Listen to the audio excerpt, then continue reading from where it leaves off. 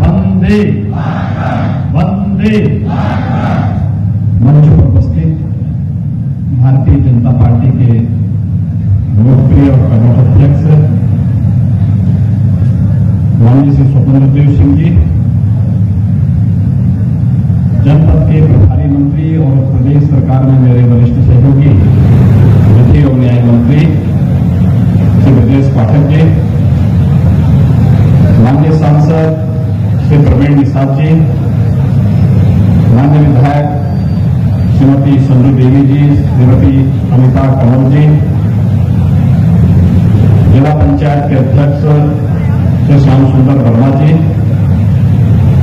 क्षेत्रीय अध्यक्ष श्री शेष नारायण मिश्र जी, जिला प्रभारी विजय प्रताप सिंह जी, जिला अध्यक्ष डॉक्टर मिथिलेश त्रिपाठी जी, पूर्व सांसद डॉक्टर हरिओम पांडे जी, पूर्व विधायक त्रिवेणी राम जी, पूर्व मंत्री श्री धर्मराज निषाद जी,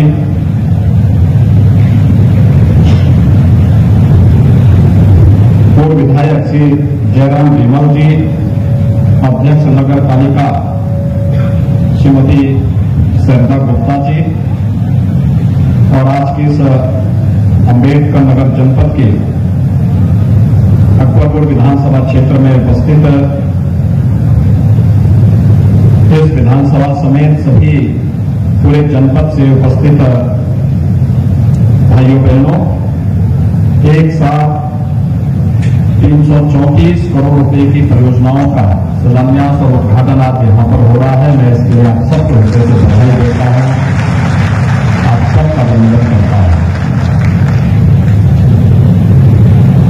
334 करोड़, जिसमें 304 करोड़ रुपए की परियोजनाओं का शिलान्यास है और लगभग 30 करोड़ की परियोजनाओं का आज यहां पर लोकार्पण हो रहा है। भाइयों बहनों, इससे पहले 2 वर्ष पहले सितंबर 2019 में भी मैं यहां आया था, तब 173 करोड़ 74 लाख रुपए की लागत से हम लोगों ने 45 परियोजनाओं का लोकार्पण और 9 करोड़ 15 लाख रुपए की लागत से 17 परियोजनाओं का उस समय शिलान्यास किया था। अगर आप देखें तो इस अकेले जनपद में विकास की परियोजनाएं किस द्रुत गति से आगे बढ़ती थी विगत 4.5 वर्ष के अंदर देखने को मिली है। यह विकास की सोच भारतीय जनता पार्टी की सोच है और विकास की सोच के साथ आप सबको जोड़ने के लिए ही आज मैं आपके बीच में यहां पर उपस्थित हुआ हूं, ये मंच यहां पर उपस्थित आपके बीच हुआ है, क्योंकि विकास की नई परियोजनाओं के माध्यम से हम सबके जीवन में परिवर्तन होगा और इन्हीं योजनाओं के माध्यम से प्रत्येक नागरिक के चेहरे पर खुशहाली लाई जा सकती है। भाइयों बहनों, कुछ ही दिन के अंदर हम लोग दीपोत्सव का पर्व दीपावली मनाएंगे। अयोध्या कमिश्नरी का यह जनपद मर्यादा पुरुषोत्तम भगवान श्री राम के भाव से पूरी तरह ओतप्रोत होता हुआ दिखाई देगा। दीपावली का पर्व भगवान श्री राम के 14 वर्ष वनवास के उपरांत अयोध्या आगमन की स्मृति में पूरे भारतवर्ष में और दुनिया में जहां कहीं भी भारतवासी निवास करते हैं, पूरी श्रद्धा के साथ, पूरे सम्मान के साथ इस आयोजन को लोग आयोजित करते हैं।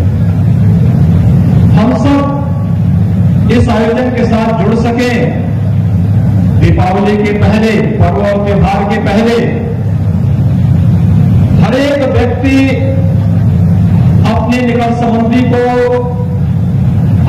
नातेदार रिश्तेदार को, अपने परिवार के सदस्यों को कुछ न कुछ नया गिफ्ट देता है। और भाइयों बहनों, पहले की सरकारें जब होती थी उनके लिए परिवार ही प्रदेश होता था, परिवार के बाहर दृष्टि ही नहीं थी। और हमारे लिए तो प्रदेश ही परिवार है और इसलिए ये 400, 324 करोड़ रुपए की परियोजनाओं को दीपावली के पहले आप सबको उपहार स्वरूप प्रदान करने के लिए मैं प्रदेश अध्यक्ष जी, प्रदेश के प्रभारी मंत्री जी, सांसद जी, जनपद के हमारे दोनों विधायक और सभी पदाधिकारी आपके बीच में यहां पर उपस्थित हुए हैं। ये विकास की परियोजनाएं केंद्र और प्रदेश सरकार की स्पष्ट मंशा को प्रदर्शित करती है कि विकास की सोच के साथ सरकार करेगी। प्रधानमंत्री मोदी जी ने 7 वर्ष पहले जो देश को एक नारा दिया था, सबका साथ सबके विकास का, हम विकास करेंगे सबका, योजनाओं का लाभ देंगे सबको, लेकिन तुष्टीकरण किसी का नहीं kरेंगे। और इस संकल्प के साथ आज एक बार फिर मैं आपके बीच यहां पर उपस्थित हुआ। भाइयों बहनों, आपने पिछले 4.5 वर्ष के अंदर देखा होगा, अकेले जनपद अंबेडकर नगर को प्रधानमंत्री आवास योजना में 42,293 लोगों को अब तक आवास की सुविधा ग्रामीण क्षेत्र में और 13,279 लाभार्थियों को शहरी क्षेत्र में एक आवास उपलब्ध कराने में, इतना लोगों को कितने परिवारों को एक आवास उपलब्ध कराया गया। भाइयों बहनों, इसके साथ ही स्वच्छ भारत मिशन के अंतर्गत 2,55,870 परिवारों को एक शौचालय भी निःशुल्क उपलब्ध करवाने का कार्य किया गया। पंचायत भवन के अंतर्गत 446 पंचायत भवनों के निर्माण के कार्य को पूरा करने के साथ ही 771 सामुदायिक शौचालय भी जनपद अंबेडकर नगर में निर्मित किए गए। और प्रधानमंत्री उज्ज्वला योजना में जिस रसोई गैस के सिलेंडर के लिए 2014 के पहले हर एक नागरिक को लाठी डंडा खाना पड़ता था, आज यहां पर 1,40,000 परिवारों को निःशुल्क रसोई गैस के कनेक्शन भी वितरण करने का कार्य किसी ने किया है तो भारतीय जनता पार्टी की नेतृत्व की सरकार ने किया है। विद्युत का कनेक्शन पहले नहीं मिल पाता था, लगभग 50,000 परिवारों को निःशुल्क विद्युत कनेक्शन सौभाग्य योजना के अंतर्गत भी जनपद अंबेडकर नगर में उपलब्ध करवाए गए। और यही नहीं, आपके इस जनपद में सड़कों के लिए, ट्रांसफार्मर के लिए, गांव-गांव में बिजली पहुंचाने के लिए अनेक कार्यक्रम किए गए। कोरोना के दूसरे फेज में आपने देखा होगा कितनी तेजी के साथ कोरोना के संक्रमण से लोगों को परेशानी हो रही थी।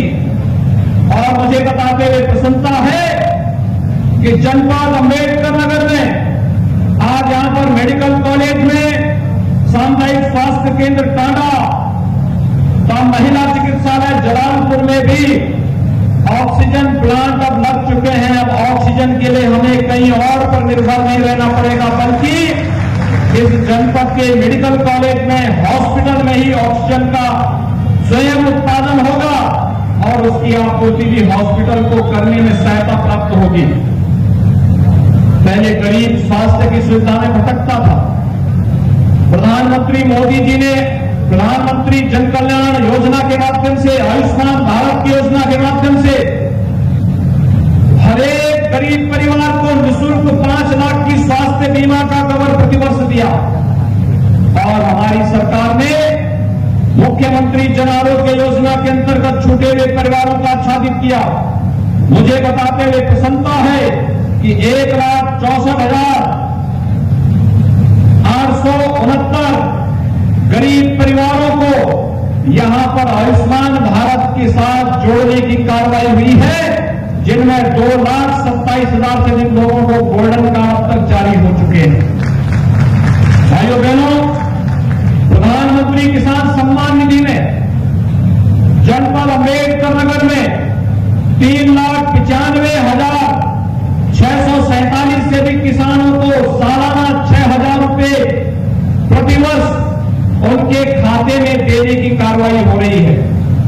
और यही नहीं, जब हमारी सरकार आई थी, पिछली सरकार में कांग्रेस की रही हो, सपा की रही हो, बसपा की रही हो, उन सरकारों के समय में किसान आत्महत्या करता था। और आज आप जानकर के आपको प्रसन्नता होगी, एक तरफ लगभग 4 लाख से अधिक किसानों को यहां पे प्रधानमंत्री किसान सम्मान निधि के साथ जोड़ा गया है। और दूसरी तरफ जब सरकार आई थी, 3,95,667 किसानों के ऋण को माफ करने का कार्य भी हमारी सरकार ने जनपद अम्बेडकर नगर के अंदर किया। भाइयों बहनों, प्रधानमंत्री फसल बीमा योजना के अंतर्गत 2,01,917 किसानों को बीमित करने का कार्य भी यहां पर हुआ। और साथ साथ किसान को न्यूनतम समर्थन मूल्य से अधिक दाम मिले, इस कार्य को भी, फसल को क्रय करने की कार्रवाई भी सफलतापूर्वक रिकॉर्ड मात्रा में आपके जनपद में हो रहा है। पूर्वांचल एक्सप्रेसवे अंबेडकर नगर से होकर के जाती है, जो आजमगढ़ होते हुए, मऊ होते हुए गाजीपुर जा रही है, और गाजीपुर से वाराणसी को, वाराणसी गोरखपुर मार्ग में मिल जाती है। भाइयों बहनों, ये विकास के कार्य ही रोजगार का सृजन करेंगे और शासन की इन योजनाओं को गरीब तक पहुंचाने से उसके जीवन में परिवर्तन होगा। और यही तो भारतीय जनता पार्टी का, प्रधानमंत्री मोदी जी का मंत्र है, सबका साथ सबके विकास का। इस जनपद ने मुख्यमंत्री दिया था, लेकिन गरीबों को आवास नहीं मिले थे, गरीबों को शौचालय नहीं मिले थे, गरीबों को बिजली के निःशुल्क कनेक्शन नहीं मिले थे, गरीबों को रसोई गैस के कनेक्शन नहीं मिले थे,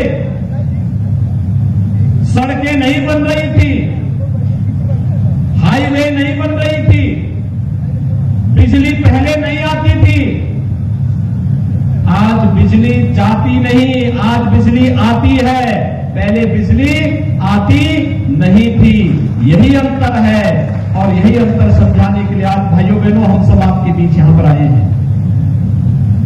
पहले की सरकारें भेदभाव करती थी, पहले की सरकारें गरीब के लिए आने वाली योजना में लूट खसोट करती थी, पहले की सरकारों में गुंडे सिर पर चढ़ करके अराजकता पैदा करते थे और माफिया गरीबों की संपत्ति पर, व्यापारियों की संपत्ति पर जबरन काबिज होने का दुस्साहस करते थे। आज किसी गरीब की संपत्ति पर, किसी व्यापारी की संपत्ति पर कोई माफिया और कोई पेशेवर अपराधी जबरन कब्जा करने का दुस्साहस नहीं कर सकता, और अगर करेगा तो सरकार का बुलडोजर भी खड़ा रहता है, तत्काल उसकी छाती पर बुलडोजर नहीं चलेगा। भाइयों बहनों, जाति के नाम पर राजनीति करने वाले लोग होंगे, लेकिन अपने महापुरुषों के साथ सौदेबाजी करने में वे लोग कोई कोताही भी नहीं बरतते। हमारी सरकार ने महाराज सुहेलदेव का भव्य स्मारक बनाने का काम बहराइच में प्रारंभ किया। महाराज सुहेलदेव 10वीं 11वीं शताब्दी के एक ऐसे पराक्रमी योद्धा थे, जिन्होंने विदेशी आक्रांताओं का मुंहतोड़ जवाब दिया था और सालार मसूद गाजी को बहराइच के चित्तौड़ा नामक स्थान पर मौत के घाट 3 लाख सेनाओं के साथ उतारने का कार्य किसी एक पराक्रमी उस समय के राजा ने किया था। वह नाम था महाराज सुहेलदेव का। लेकिन भाइयों बहनों, आज महाराज सुहेलदेव के नाम पर राजनीति करने वाले लोग किस तरीके से उन तत्वों को जो राम जन्मभूमि पर आतंकी हमला करते हैं, उनको, उन आतंकवादियों के मुकदमों को वापस लेने का कार्य करते हैं, उन लोगों के साथ आज के पूरी परंपरा को अपमानित करने का कार्य कुछ लोग कर रहे हैं। और इसीलिए आज मैं आपका आह्वान करने के लिए आपके बीच आया हूं, आपसे कहने के लिए, एक तरफ मर्यादा पुरुषोत्तम भगवान श्री राम की वह आदर्श परंपरा, जो परंपरा विपरीत परिस्थितियों में भी धैर्य नहीं खोती, हर गरीब को, हर नौजवान को, हर किसान को और समाज के प्रत्येक तबके को अपने साथ जोड़ करके शासन की योजनाओं को उन तक पहुंचाने का कार्य कर रही है। एक वो परंपरा जो आस्था का सम्मान करती है।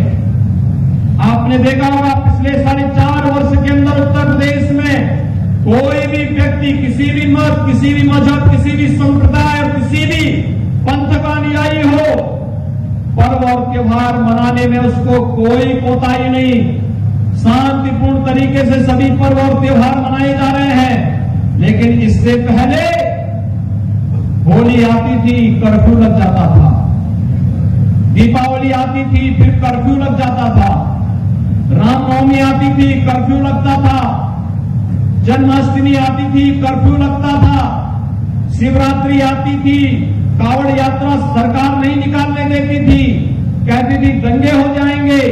भाइयों बहनों, विगत 4.5 वर्ष के अंदर उत्तर प्रदेश में कोई दंगा नहीं हुआ। पर्व और त्योहार शांतिपूर्ण तरीके से मनाए जा रहे हैं।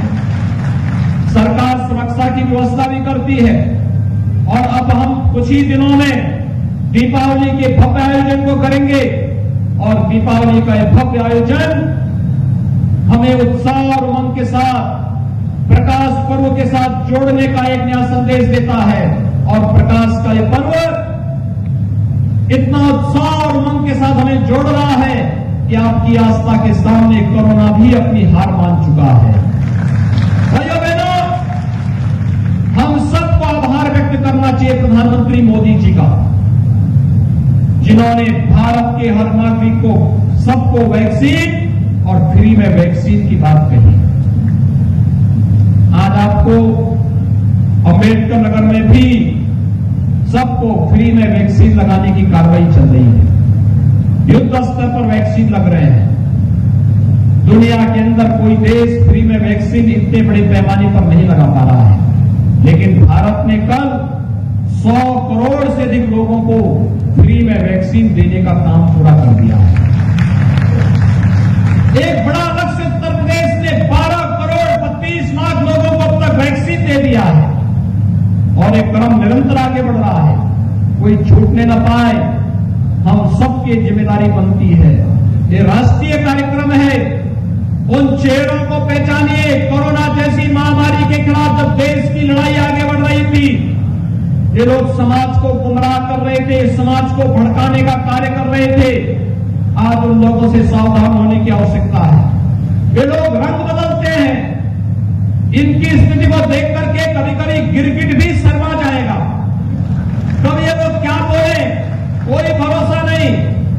याद करिए 2017 के पहले कहते थे, जब उनकी सत्ता केंद्र में थी 2005 से लेकर 2014 तक, तब ये लोग कहते थे राम की आस्था, राम तो हुए ही नहीं, राम तो काल्पनिक है। और जब अयोध्या में 500 वर्षों के विवाद का फटाक से समाधान हुआ, अयोध्या में राम जन्मभूमि पर भव्य मंदिर निर्माण की कार्रवाई प्रारंभ हुई, अब कहते हैं राम तो सबके हैं।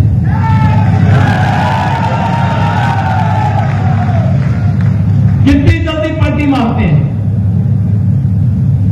कोरोना महामारी के दौरान जब एक गरीब परेशान दिख रहा था, तब केवल या तो राज्य और केंद्र सरकार कार्य कर रही थी या भारतीय जनता पार्टी का कार्य कर रहा था। तब न कांग्रेस थी, न सपा थी, न बसपा थी।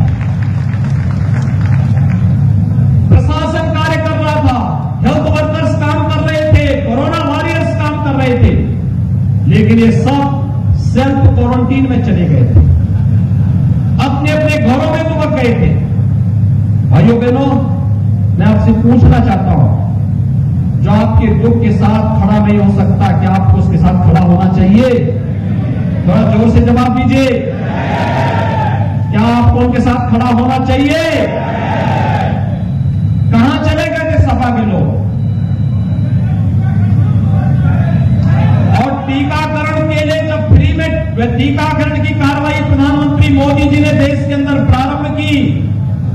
कांग्रेस ने भी और समाजवादी पार्टी ने भी इसका विरोध किया था ना। क्या ये आपके हितैषी हो सकते हैं क्या? ये लोग तो जान पर खिलवाड़ कर रहे थे। फर्जी गाड़ी के नंबर दिए जा रहे थे, जनता के जीवन के साथ खिलवाड़ कर रहे थे। भाइयों बहनों, अगर सपा की सरकार होती और कांग्रेस की सरकार होती, क्या अयोध्या में राम जन्मभूमि का विवाद सुलझा होता? क्या ये लोग राम मंदिर बनाते? क्या ये लोग गरीबों को मकान देते? क्या ये लोग गरीबों को शौचालय देते? क्या ये गरीबों को उज्ज्वला योजना का रसोई गैस का सिलेंडर देते? क्या ये लोग गरीबों को 5 लाख रुपए की स्वास्थ्य बीमा का कवर देते? भाइयों बहनों, जब ये आपको कुछ भी सुविधा नहीं दे सकते, विकास नहीं कर सकते, आपकी आस्था का सम्मान नहीं कर सकते, तो क्या आपको उनको समर्थन करना चाहिए? तो यही समझाने की आवश्यकता है। हरेक व्यक्ति को यही समझाने की आवश्यकता है। ये जाति के नाम पर लड़ाने वाले लोग बाद में जातिवाद का जहर घोल करके उन जातियों की सौदेबाजी करने का कार्य करते हैं। और भाइयों बहनों, उसके बाद फिर दंगों को भड़का करके निर्दोष लोगों को झूठे मुकदमों में फंसाने का काम भी करते हैं। प्रदेश में अराजकता पैदा करने का काम करते हैं। प्रदेश के नौजवानों के सामने विश्वास का संकट और पहचान का संकट खड़ा करते हैं। 2017 के पहले प्रदेश के नौजवानों को नौकरी नहीं मिल रही थी। 4.5 वर्ष में हमारी सरकार ने प्रदेश के अंदर 4.5 लाख नौजवानों को सरकारी नौकरी दी है।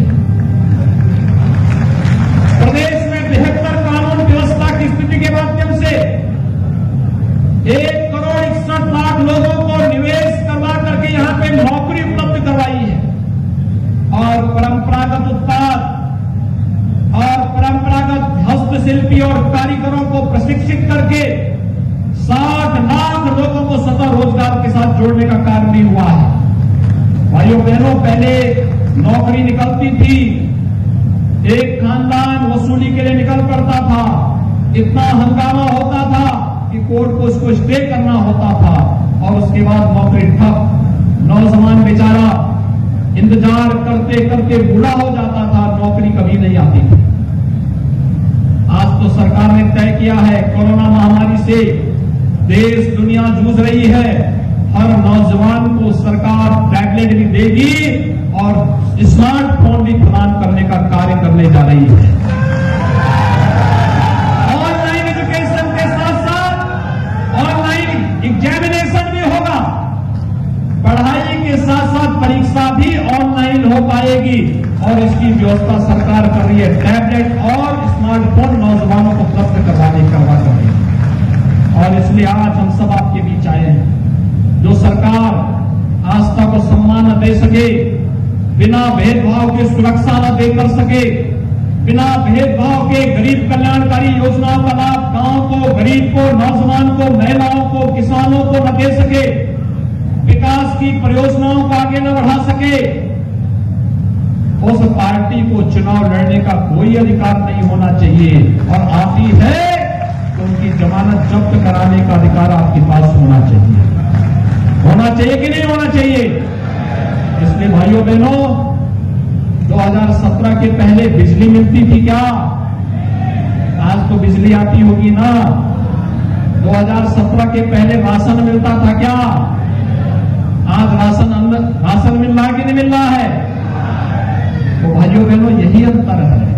सरकार के चेहरे बदले हैं, प्रदेश वही, तंत्र वही। केवल पार्टी की सरकार बदलने से कितना परिवर्तन हो सकता है, यह आज प्रदेश के अंदर और जनपद के अंदर भी देखने को मिल रहा है। ये 334 करोड़ रुपए की परियोजनाएं इस अकबरपुर विधानसभा के साथ साथ अम्बेडकर नगर जनपद को प्राप्त हो रही है। इसके लिए मैं आप सबको बधाई देता हूं, अपनी शुभकामनाएं देता हूं। हम लोग दीपावली के आयोजन के साथ जुड़ेंगे और आप सबको मैं इसकी अग्रिम शुभकामनाएं देते हुए आप सबका आह्वान करूंगा। आप सब मेरे साथ बोलेंगे, जय जय श्री राम, जय जय श्री